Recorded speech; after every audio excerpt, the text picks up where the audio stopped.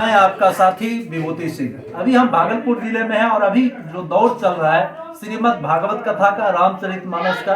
पहले जो है शिव चर्चा का एक दौर चला था। हर जगह जिले में, प्रत्येक जगह, हर एक गांव कस्बे में शिव चर्चा होती थी। और अभी जो है भागवत कथा महाज्ञान का प्रचार प्रसार किया जा रहा है। इसी कड़ी में हम अभी सरोला प्रखंड में हैं और जिले के नामी गिरामी कथा व्यास जी हरिनंदन बाबा जी महाराज के साथ हैं, कथा व्यास हैं और बहुत ही प्रकांड पंडित हैं। और लगभग 100 भागवत कथा से भी ऊपर इन्होंने जिले भर में भगवत कथा का ज्ञान का प्रचार प्रसार किया है। इनसे खास मुलाकात करते हैं और जानते हैं कि किस तरह ये भगवत कथा ज्ञान करते हैं और क्या इसका मोटो है।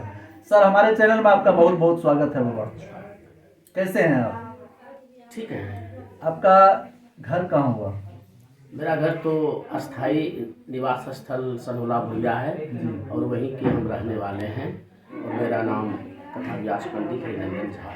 कथा व्यास पंडित हरिनंदन झा जी। तो ये कथा व्यास क्या होता है? इसका मतलब है कि आप कथावाचक हैं, कथा का ज्ञान प्रचार प्रसार करते हैं। तो क्या इसका लक्ष्य क्या है? मतलब कहाँ से प्रेरणा मिली आपको कि कथा व्यास का काम करना? लक्ष्य देखिए, जब तक ठाकुर जी की कृपा नहीं होती है तब तक तो व्यास बनना मुमकिन नहीं है। लेकिन फिर भी यदि सद्गुरुदेव भगवान की कृपा हो जाए तो हो सकता है। और जब तक गुरुदेव की कृपा नहीं होती है तब तक वो व्यास बन नहीं सकता।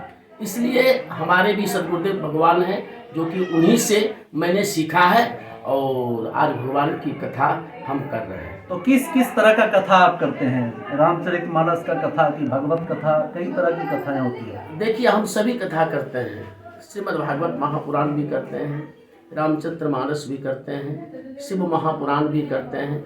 जो भी कथा हो भगवान का, वो सब कथा हम करते हैं। यानी अभी जो हमारे साथ जो शख्सियत हैं, जो पीठाधीश, जो इसको कथा व्यास बोलते हैं, या ऑलराउंडर खिलाड़ी हैं एक तरह से कहिए।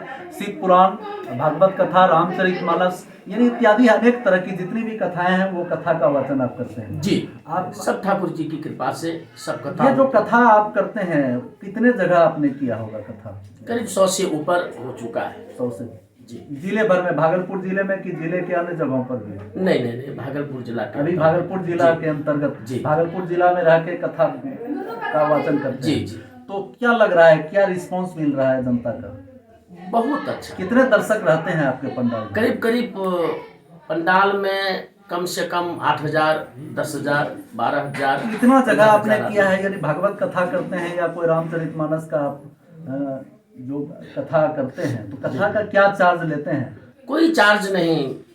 ठाकुर जी की कृपा से जो देते हैं वो लेते हैं, और नहीं भी देते हैं तो मेरा तो बस एक ही विकल्प रहित संकल्प के साथ कहना है कि जहाँ भी ठाकुर जी की कथा हो, श्रीमद् भागवत महापुराण हो, रामचरितमानस हो, हम जाते हैं और हमारे परिकर भी जाते हैं और वहाँ 7 दिन कथा करके फिर वहाँ से वापसी हमारी। यानी अभी का जो स्टैंड है, अभी का जो एज है, अभी जितने भी अभी जया किशोरी जी हैं या अभी पूर्व IPS जो बोलते हैं गुप्तेश्वर पांडे जी हैं, जी। सब कथा व्यास का काम कर रहे हैं, कथावाचक कर रहे हैं।